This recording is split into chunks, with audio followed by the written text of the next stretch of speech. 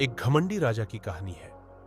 पुराने समय में एक राजा बहुत अहंकारी था। जब उसका जन्मदिन आया तो उसने तय किया कि आज वह कम से कम किसी एक व्यक्ति की सारी इच्छाएं पूरी करेगा। राजा का जन्मदिन था तो राज्य महल में बड़े आयोजन हो रहे थे। राज्य की पूरी प्रजा महल में आई हुई थी। प्रजा के साथ ही एक संत भी राजमहल पहुंच गए। सभी लोगों के साथ संत ने भी राजा को जन्मदिन की शुभकामनाएं दी। राजा ने संत को देखा और कहा कि आज मैं आपकी सारी इच्छाएं पूरी करना चाहता हूं।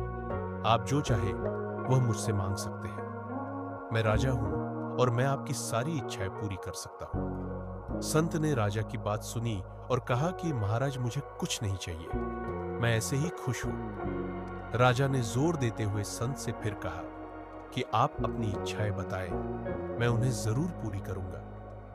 राजा संत से इच्छाएं जानने की जिद करने लगा। संत समझ गए कि राजा अहंकारी है और ये ऐसे नहीं समझेगा। संत ने कहा कि ठीक है राजन, मेरे इस छोटे से बर्तन को सोने के सिक्कों से भर दीजिए। राजा ने कहा कि ये तो बहुत छोटा काम है, मैं अभी इसे भर देता हूं। राजा ने जैसे ही अपने पास रखे हुए सोने के सिक्के उसमें डाले तो सभी सिक्के गायब हो गए। राजा ये देखकर हैरान हो गया।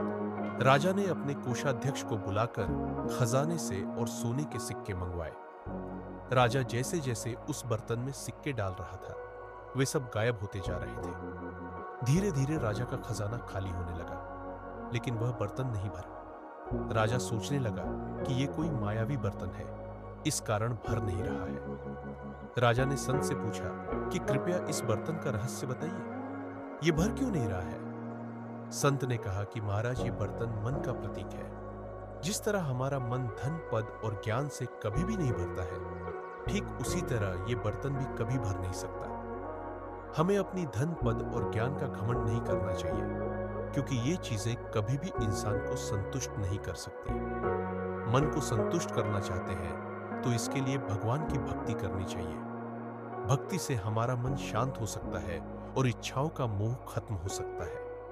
कभी भी घमंड न करें और मन को भक्ति में लगाएं। संत की बातें सुनकर राजा को अपनी गलती का एहसास हो गया। उसने संत के सामने अपनी गलती स्वीकार की और संकल्प लिया कि अब से वह घमंड करना छोड़ देगा।